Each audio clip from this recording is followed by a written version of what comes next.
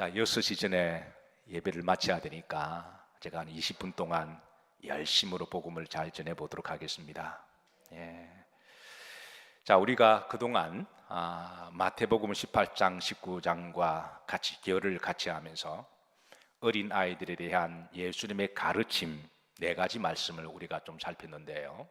첫 번째가 이제 어린아이 같이 아니하면 천국에 뭐할 수가 없다고요? 들어갈 수가 없느니라. 이 말씀을 다시 한번 가슴에 잘 새기십시다. 자, 마태복음 18장 3절 다 같이 합독합니다. 이르시되 진실로 너희에게 노니 너희가 도렇게 어린 아이들과 같이 되지 아니하면 결단코 천국에 들어가지 못하리라. 자, 두 번째 가르치심은 천국에서 어린아이 같은 사람이 큰 자다, 그렇게 가르쳐 주셨습니다. 다 같이 합독합니다. 그러므로 누구든지 어린아이 같이 자기를 낮추는 사람이 천국에서 큰 자니라. 셋째 가르침입니다. 어린아이를 따뜻하게 영접하는 것이 곧 나를 영접하는 것이다 말씀하셨습니다. 다 같이 합독합니다. 또 누구든지 내 이름으로 이런 어린아이 하나를 영접하면 곧 나를 영접함이니. 네 번째 마지막에 만약에 어린아이를 실족게 하면 화가 있을 것임을 무서운 경고를 하고 있습니다. 6절 말씀인데 합독합니다. 누구든지 나를 믿는 이 작은 자 중 하나를 실족하게 하면. 7절입니다. 흐름줄로 넘어가시면 실족게 하는 그 사람에게는 뭐가 있도다? 화가 있도다. 실족이라는 말은 넘어지게 하다, 시험 들게 하다라고 하는 뜻을 가지고 있죠. 요즘 우리나라에서 또 국가적으로 가장 큰 문제 중에 하나가 저출산의 문제에 우리가 다 인식하고 있습니다. 작년에 통계가 얼마라고 나왔나요? 0.78. 우리가 이 수치는 좀 기억할 필요가 있습니다. 이는 OECD 국가 중에 가장 낮은 출산율인데요. 일본은 어떨까요? 예, 우리는 다른 건 몰라도 일본하고 싸워서 이겨야 되는 거잖아요. 일본도 오래전부터 저출산의 문제로 많이 국가적으로 해법을 마련하고 고민을 하고 있는데 일본은 우리보다 2배가 높습니다. 1.4입니다. 그래도 우리는 일본하고 이겨야 되는데 역사적으로 보면 한 가지 공통된 현상이 나오는데요. 이상하게도 나라가 잘 산다고 하는 것은 좋은 일이죠.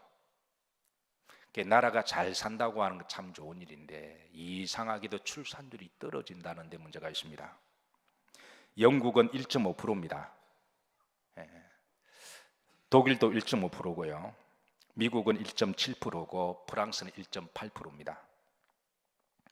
출산율이 가장 높은 나라가 어느 나라일까요?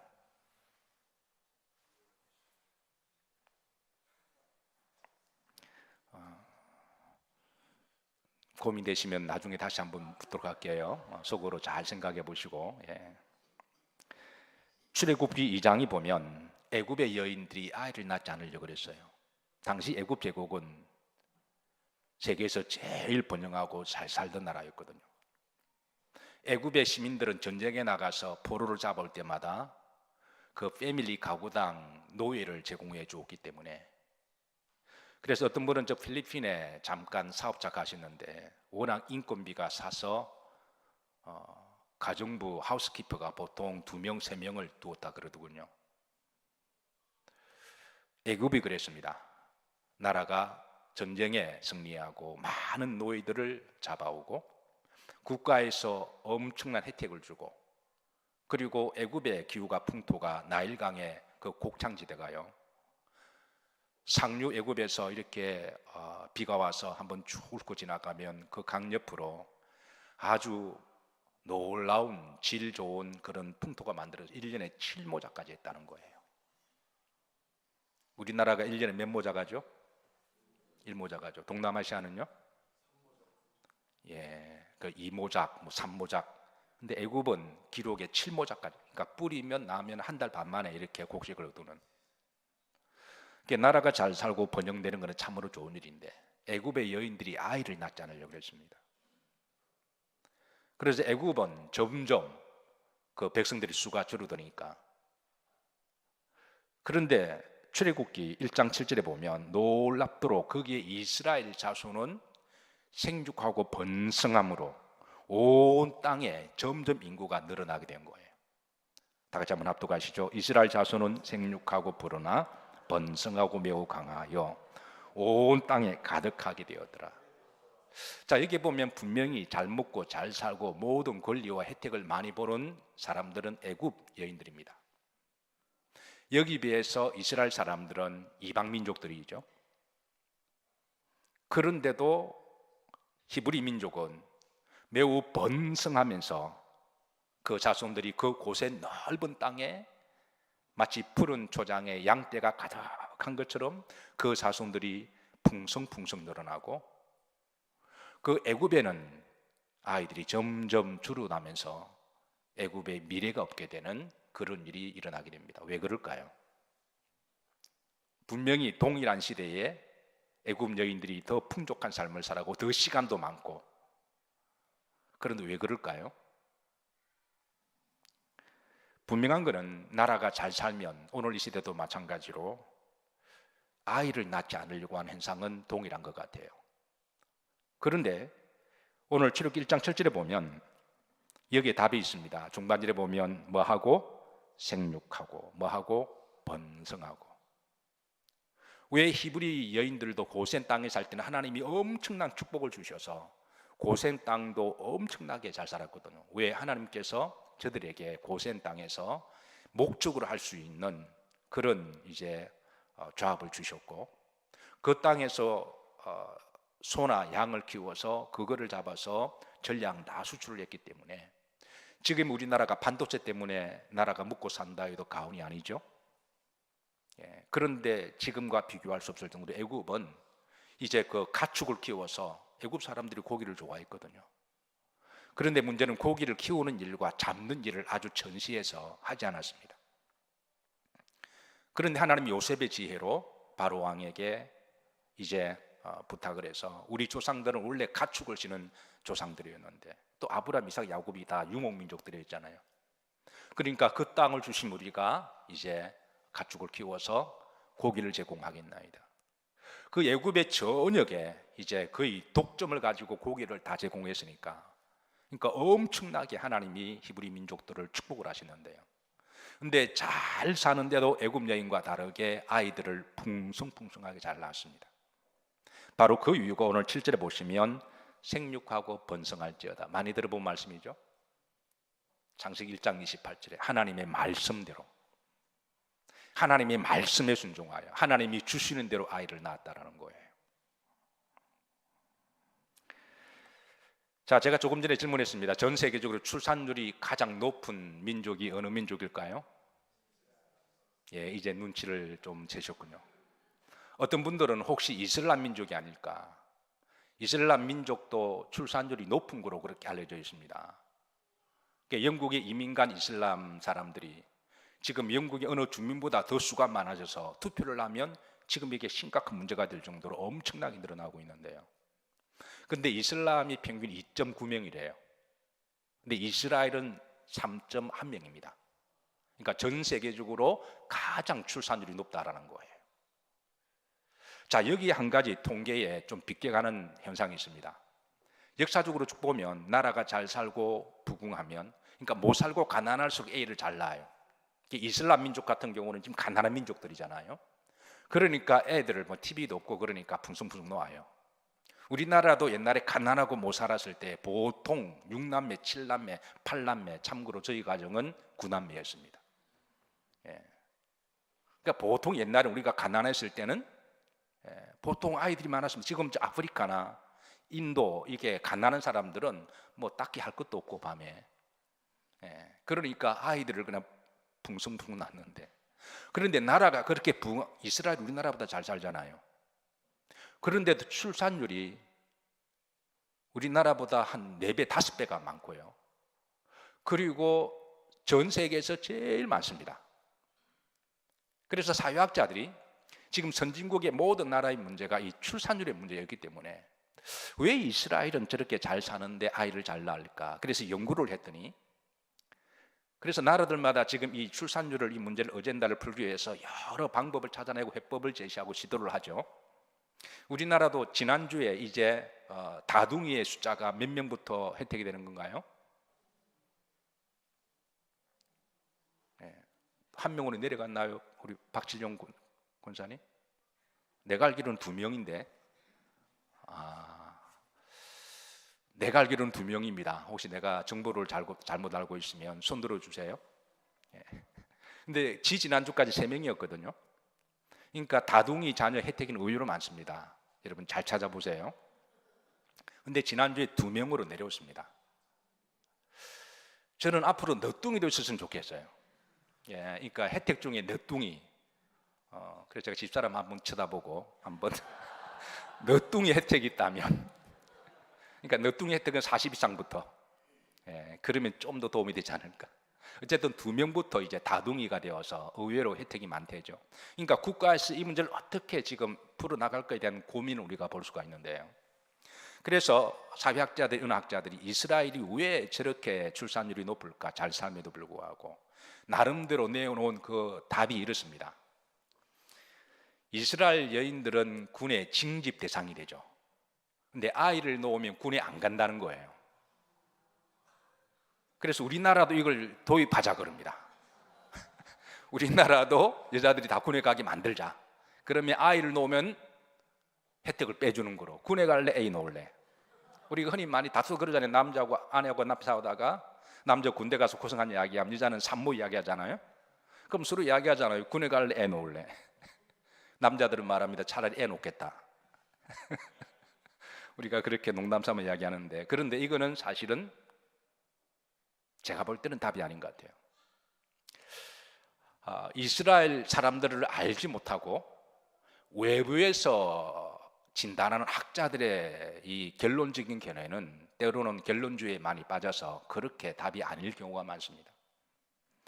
이스라엘 사람들에게 물었더니 그들에게 첫 번째 여인들의 아이를 많이 낳는 것은 창세기 하나님의 말씀 때문에 그렇다라는 거예요. 그러니까 하나님이 생명을 주시면 인간적으로 어떻게 조작을 한다거나 그렇게 하지 아니하고 웬만한 여인들은 그냥 주시는 대로 낳는다라는 거예요. 자, 여기에 이제 우리 한국에 저는 해법이 있다고 묻습니다. 제가 그걸 제시합니다. 성경적으로 우리 젊은 부부들, 우리 앞으로 결혼할 자매들, 또 이제 예비신랑들, 하나님이 주시는 대로 나으시기를 주의 이름으로 축복합니다. 왜 아멘들을 안 하세요? 제가 이렇게 설교하면요, 꼭 속으로, 겉으로는 말은 못하면서 속으로는 지가 책임도 질 게 아니면서, 예, 제가 책임집니다. 예, 어떻게 지냐고요? 하나님께 여러분 물으시면 돼요. 저는 하나님이 말씀하셨고 하나님이 말씀하신 걸 그대로 제가 전할 책임이 목사에게 있는 거잖아요. 제가 말씀을 왜곡하면 안 되잖아요. 여러분들에게 미움을 받아도 어떤 사람은 결혼 이야기하는 자체가 요즘 인기 없는 목사라고 이야기하더군요. 또 어떤 경우는 또 아이에 대하여 설교하는 것을 또 그건 돌맞는다고 이야기하더군요. 때로는 제가 여러분들의 인기가 없어도 그래도 제가 말씀을 왜곡하면 안 되잖아요. 그러니까 성경대로 제가 살 길을 제시합니다.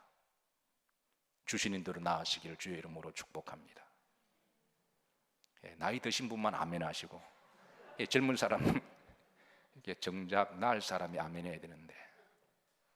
참고로 시편 128편에 보면 내 식탁에 둘러 앉은 어린 자녀들은 감람나무와 같으리로다 그랬습니다. 여기에 자녀들은 복수입니다. 그러니까 우리의 문법 개념은 1은 단수고 2은 쌍수고 히브리의 문법 개념은 셋부터 복수입니다. 그러니까 성경대로 성경대로 3명 이상은 낳으셔야 돼요.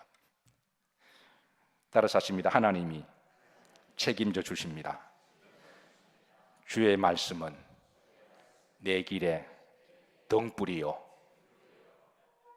믿습니다. 아멘.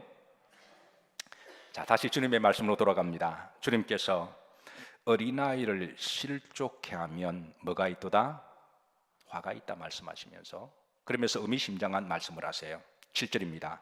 실족하게 하는 일들이 있음으로 말미암아 세상에 화가 있도다.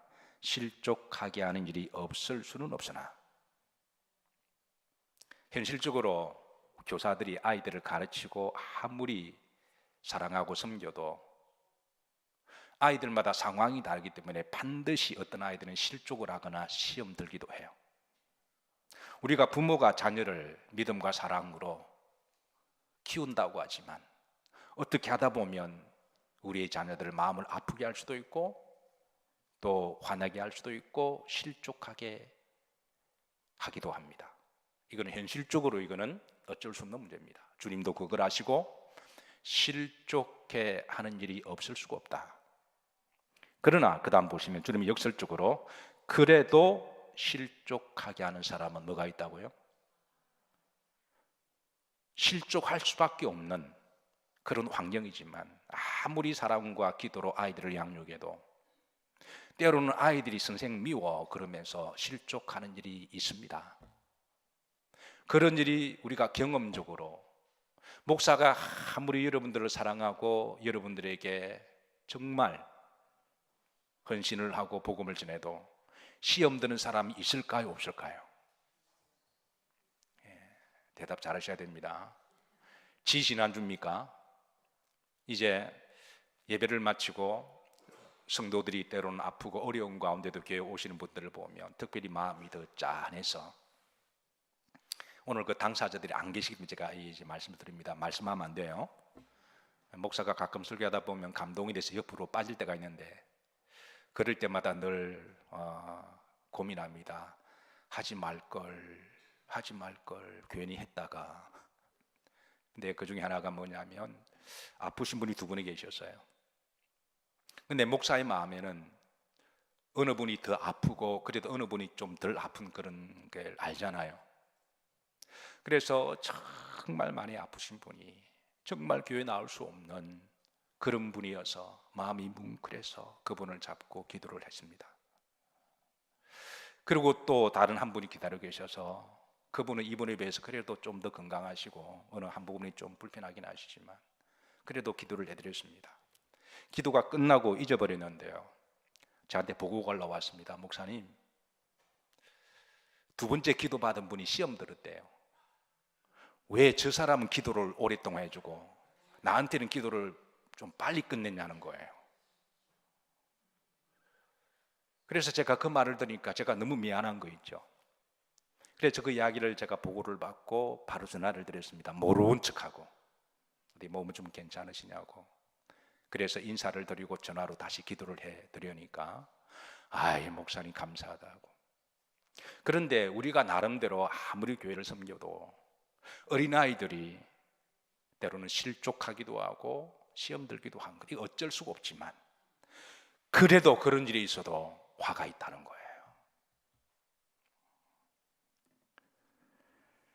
자, 지금 우리나라에서 전 세계적으로 뿐만 아니라 저출산의 문제를 놓고 나라마다 지금 이 문제를 해결하기 위해서 여러 방법을 시도를 하고 있습니다. 정말 아이들이 없다고 하는 것은 미래가 없는 일이고 화가 있는 거니까, 그래서 여러 가지 방법을 통하여 시도를 하고 연구를 하고 머리 좋은 학자들이 그렇게 해법을 내놓지만 아직까지는 뚜렷한, 오히려 갈수록 점점 더 2010년부터 지금 계속 떨어지고 있어요. 근데 이스라엘이 2010년부터 계속 올라가고 있습니다. 이게 정반대 현상인데요. 그래서 나름대로 우리가 다 노력하고 이해를 하면서 지금 이런 일이 일어나고 있지만 그럼에도 불구하고 계속 이런 일이 일어나면 화가 있다라는 거예요. 실족하게 할 수 없는 일이 없을 수는 없지만 그래도 실족하고 그래도 이 문제가 우리나라가 해결하지 못하면 우리나라가 미래가 없다는 거예요. 그래서 유일한 해법이 뭐냐 하면 우리는 성경으로 돌아가야 됩니다. 생육하고 번성하는. 참으로 감사하게도 하나님께서는 그래도 우리 영일교회를 자녀의 복을 주신 것 같아요. 출산의 복을 주신 것 같습니다. 그리고 혹 여러분들 가운데 어떤 분은 나는 정말 이제 아이를 갖고 싶은데 아직 그러지 못한 분들은 조금 더 간절히 기도하시기를 주의 이름으로 축복하고, 저도 기도하고 있고 또 우리 모두가 다 기도하고 있습니다. 특별히 올 한 해 아이를 낳은 젊은 부부들에게 주의 이름으로 축복합니다. 그리고 올 한 해 낳을 그런 또 예비 산모들에게도 건강으로 함께 하시고 주의 이름으로 축복합니다. 내년 2024년도 열심으로 아이를 낳을 부부들을 주의 이름으로 갑줄로 축복합니다. 오늘 말씀을 보시면 예수님께서 하나님 나라는 씨를 땅에 뿌린 것 같으시다. 자, 이 말씀을 보시면 이 씨가 어떤 씨일까요? 유대 땅의 이 주 곡식은 밀과 보리였기 때문에 아마 주식이 밀이었기 때문에 밀일 것으로 추정을 해요. 자, 씨를 뿌리는 것과 하나님의 나라는 씨를 뿌리는 것과 같아. 자, 여러분 다음 씨를 한번 보시죠. 이게 무슨 씨 같으세요? 이게 무슨 씨 같으세요? 예, 밀씨입니다. 이 밀 하나를 땅에 뿌리면 이 씨가 자라면 몇 개 열매를 맺을까요? 예, 많이 열립니다. 좀 척박한 땅이라도 한 500알 맺힌대요. 좀 환경이 좋으면 1000알 정도 맺힙니다. 그리고 농부가 정말 조금 더 관심을 주고 잘 거름도 하고 이래 하면은 1500알 맺힌다는 거예요. 그러니까 씨 하나를 뿌렸는데 나중에 1500알 맺힌다는 거예요. 자, 그 다음 씨 한번 보십시다. 이게 이제 자란 밀의 모습이고, 그 다음 보시죠. 어느 씨 같으세요? 아마 예, 무슨 씨 같으세요? 예, 자씨요? 예, 발음 잘 하셔야 돼요. 예, 어떤 씨 같으세요? 예, 사실 우리가 씨만 보고 잘 모릅니다. 오늘 하나님 나라는 어린 씨와 같은 거잖아요. 그러니까 그 아이 어릴 때만 보고 몰라요. 키가 작다고 함부로 판단하면 안 되고요. 역사 위대한 영웅들 중에 키 작은 영웅들이 얼마나 많아요. 당장 어린 아이들이 말을 빨리 못해서 어버버 하더라도 함부로 판단하면 안 됩니다. 원래 머리가 너무 좋은 아이들은 생각이 많아서 말을 잘 못한대요. 할 말은 많은데 머리가 워낙 핑핑 돌아가니까. 그래서 5살 때 6살 때 그렇게 말 트는 아이들, 아인슈타인이 그랬다 그러잖아요. 그러니까 어릴 때만 보고 모른다라는 거예요. 예. 그런데 그 씨가 나중에 그 씨 안에 엄청난 잠재력이 있는데요. 아멘 하신 분만 그 집안이 복이 있을지어다. 그래서 그 씨 안에, 사실 우리 어릴 때만 보고 아이들을 함부로 판단하거나 아이들을 편견을 가지면 안 되는 거죠. 좋은 집안에 태어난 아이라고 해서 그 아이가 꼭 잘 된다는 법은 없습니다. 가난한 집안에 태어난다고 해서 그 아이들이 계속 그럴 수는 없어요. 그건 모르는 거예요. 그건 하나님이 하신 일이고, 그리고 그 부모가 주변에서 어떻게 그 아이를 잘 기도하고 키우느냐에 달려 있는 것이지. 그래서 세상의 모든 씨는 다 비슷합니다. 모르는 게 정상입니다. 아까 제가 보여준 씨는 사과씨입니다. 예. 사실 사과씨 말고 또 사과씨하고 비슷한 게 또 뭐죠? 이렇게 있잖아요, 그죠? 예. 아마 그걸 말해도 여러분이 그랬을 거예요. 왜 씨는 다 비슷하니까. 그러니까 제가 얼마든지 사기칠 수가 있습니다. 근데 사과씨인데요, 이 사과씨 한 알이 나중에 열매를 맺으며 한 100알 정도 맺힌다는 거예요. 잘하면 그게 200알도 맺힌답니다. 그런데 근간에 우리나라에 한 농부가 이 사과씨를 잘 개발하고 품종을 개발해서 사과 한 그루 나무에 1000개를 맺히는 것을 개발했다 그럽니다. 보통 100개를 맺히는데요, 우리나라 최초입니다. 1000개를 열매를 맺는 농부가 있습니다. 자, 20절 보시면 하나님 나라는 사람이 씨를 땅에 뿌림과 같으다. 마치 교사들은 땅에 씨름 뿌림과 같은 것이죠. 두 번째입니다. 28절에 보면 땅이 스스로 열매를 맺되 그러니까 잘 뿌리고 기도해주고 물만 잘 주고 하나님 믿음만 주면 그 아이는 하나님이 스스로 자랄 수 있도록 하나님이 역사하신다는 것이죠. 그 다음에는 이삭이요. 그 다음에는 28절에 보면 이삭 다음에는 충실한 무엇이라? 곡식이라 그럽니다. 그리고 때가 되면 이제 그 아이들이 열매를 맺어서 때로는 500알을 맺히기도 하고 때로는 1000알이 맺히기도 하고 때로는 1500알을 맺히기도 합니다. 이 순수에 거쳐야 될 과정을 도와주는 사람이 저는 씨 뿌리는 자들이라고 믿습니다. 그거는 교회에서는 교사들이며 그리고 가정에서는 부모들이죠. 유대인들이 어릴 때부터 철저하게 하나님의 말씀의 씨를, 기도의 씨를 뿌리는데요, 신명기 6장을 흔히 저들의 유대인들의 교육 헌장이라고 그렇게 부릅니다. 자녀들을 위한 교육 헌장, 신명기 6장 1절부터 3절까지. 혹시 여러분들의 자녀들이 하나님의 시임을 믿고 그리고 때가 되면 이렇게 풍성한 열매를 맺으실 것에 대한 믿음을 가지시고 믿으신다면 이 하나님의 이 교육 헌장을 여러분의 가문의 헌장이 되시기를 주의 이름으로 축복합니다. 다 같이 한번 합독하시죠. 이는 곧 너희의 하나님 여호와께서 너희에게 가르치라고 명하신 명령과 규례와 법도라. 너희가 건너가서 차지할 땅에 생할 것이니 곧 너와 내 아들과 내 손자들이 평생에 내 하나님 여호와를 경외하며 내가 너희에게 명한 그 모든 기류와 명령을 지키게 하기 위한 것이며 또 내 나를 장구하게 하기 위한 것이라. 어떻게 다 포기하셨나요?